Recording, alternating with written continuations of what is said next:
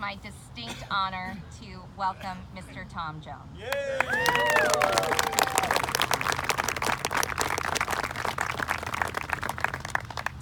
You know, I drove by here yesterday and to take a look around. It was beautiful, as you remember. The sun was out, the trees had beautiful color, and I thought, what a great time to be in Cincinnati. You know, we do have trees in Florida, but they all have these really skinny trunks, and there's just a little bit of green on the top of them. You know, it's nothing like the reds and the golds and the vibrant colors that Cincinnati trees have. So it was really a treat to come back and see the real thing instead of just those skinny things that we have down there. So it's great to be here. You'll have to forgive me if there's some repetition. We didn't really coordinate what we were going to say, but it's good. You know, repetition, especially at my age, it helps you remember things. So, you know, bear with me if you hear the same couple of the same things twice.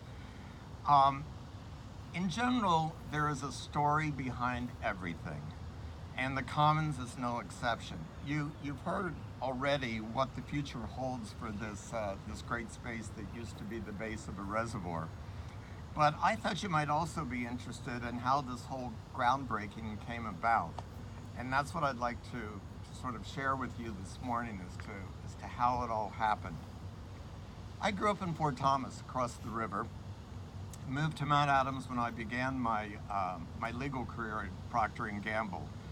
I moved to Mount Adams at that time, first on Celestial for about 5 years, and then on Ida Street, where I lived for 38 years. Every morning, while working at P&G, I would walk out the front door of the house, and I would turn right, walk across the Ida Street Bridge and down the hill and go to work. It was great. It was a routine. I liked it. It was simple. Like climb up the hill wasn't always so simple, but for the most part, it was a good journey to take every day. When I left P&G, I didn't take that journey every morning, and instead, when I walked out my door on Ida Street, I then turned to the left rather than right, and I would either walk up past the Playhouse and down towards Season Good, or I would walk straight down Ida Street to Season Good and to begin that walk. And, you know, follow along with me because you all are probably familiar enough with this park to know.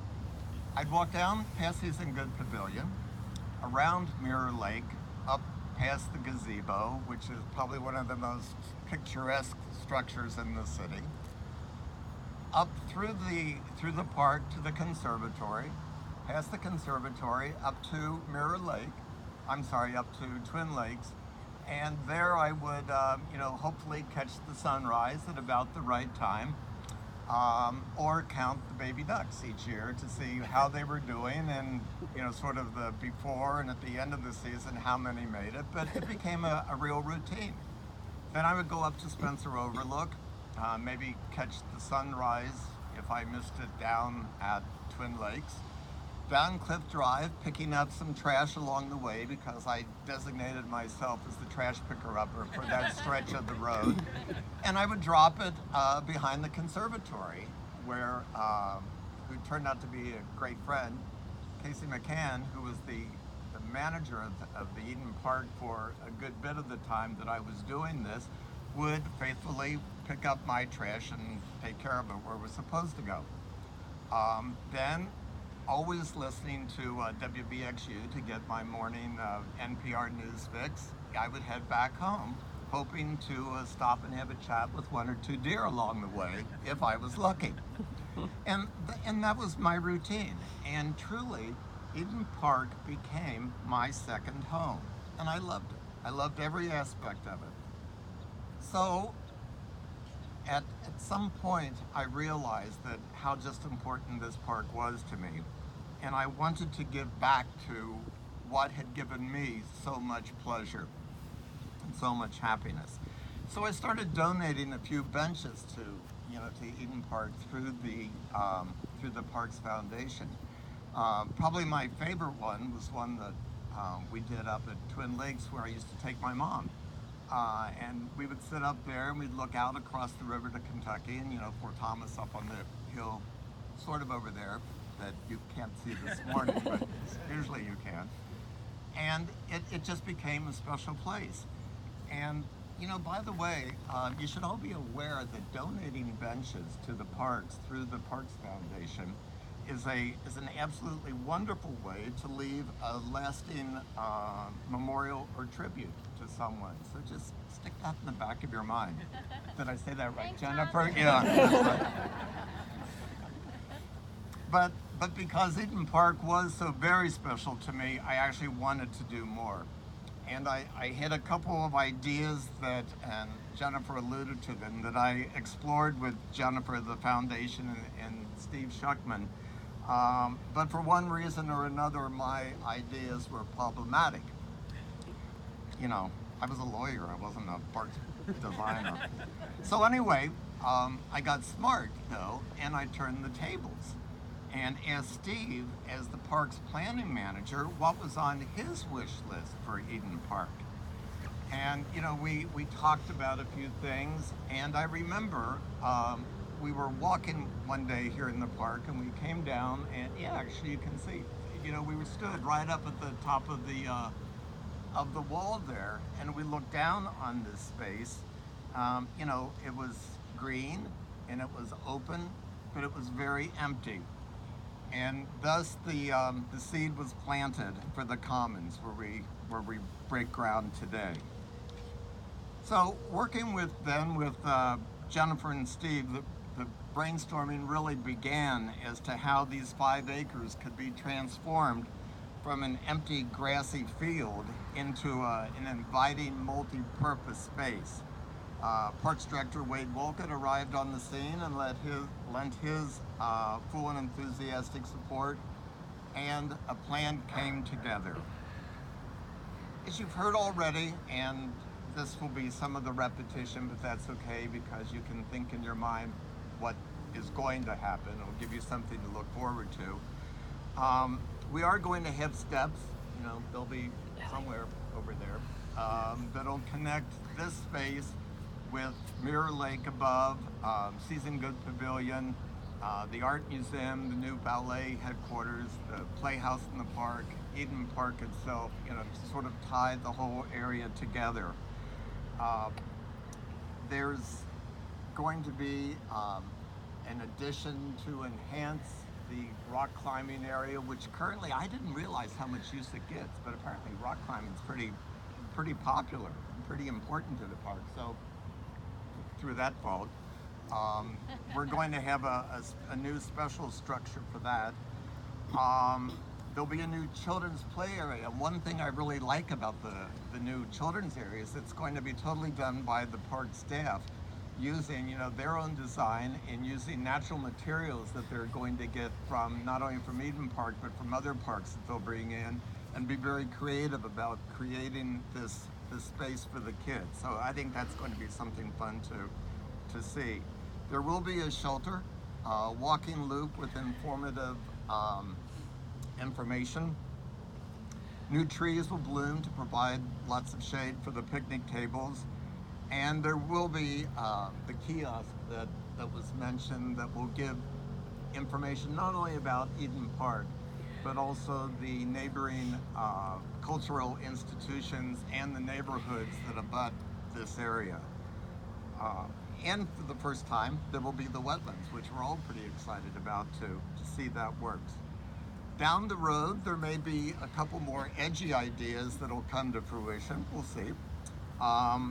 One idea that I really like will be to add some sustainable solar trees. That there's nothing wrong with these trees, of course, but if we add some solar ones, we may reach a point where we'll be able to generate all the electricity for the lighting here through solar panels, which would be pretty cool, I think. There will be another new climbing feature And possibly, this is just a possibility, this is one of my ideas that I got lying in the sun, so we can't be too sure about whether it has merit or not, but it could. And that would be a Cincinnati themed mini golf course. So that could be sort of fun that we could work on, but we'll see how that one goes. I do want to say a couple special thanks. I'm really talking a long time in hopes that the sun will burn the logo off, so we're able to see. But I do want to say a couple special thanks. First and foremost, of course, to the Parks Department and to the foundation, who, you know, both organizations have just been so very, very supportive in this whole planning process. And I just couldn't ask for a better team. Second, I want to say thank you to Procter & Gamble, who gave me the opportunity to have a successful career. And also to the Knowles Armitage Group at Merrill Lynch here in Cincinnati, who helped the dollar benefits from some of that career grow over the years, so that it could be put to the very best of uses here in Eden Park. So both to P&G and to Harvey and Liz at Merrill Lynch, thanks for being a pretty important part in making this happen. And finally, a very, very special thanks to all of the park staff who over the years worked in Eden Park. Their friendly greetings in the mornings when I was taking my walk, whether from manager Casey, who's here. Where are you, Casey? Yeah, there's Casey. Their friendly greetings, you know, starting with Casey as we discussed the happenings in the park, and including, you know, where the most recent sighting for the famous albino squirrel was, to the away from the grass cutters as they performed their hillside miracles, you know, with manicuring the grass as well as they do with not the easiest conditions to walk on. A friendly chat with Solomon or Jen, two of the park gardeners, as we discussed the best way to keep deer out of the flower areas. A thankless task if there ever was one. Or even the friendly wave from the trash guys, the sanitation workers in the morning as they began their sanitation pickup, their trash pickups in their little tiny mini garbage trucks. Everyone was just so friendly, and they made me feel welcome and a part of my park. And to them, I say thank you, because, you know, they're really key players when it comes to why we're here today.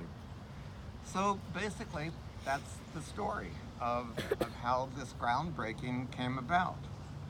You know, why have I always been a big park supporter? I think it's because parks offer something for everyone equally. You know, the rich and the poor, the old and the young alike, families, singles, space for lots of exercise or just for rest, for learning and exploring, or just for chilling out. Parks are places for bringing people together, communities together, or places for solitude. As I said, there's something for everyone, I think, in parks. And I hope starting next summer, all of you will return and consider the Commons and all of Eden Park your park as well. Finally, looking back, I'm just so very, very glad that every morning I got in the habit of walking out my door on Ida Street and turning left. You know, who would have thought that 25 years later, all those many walks would have ended up right here today. Again, thank you all very, very much for being here. I'm really appreciative. I appreciate very much your support for the Commons, for all of Eden Park, and for the entire park system. And most important, I look forward to seeing you all at the ribbon cutting next summer. So, thank you.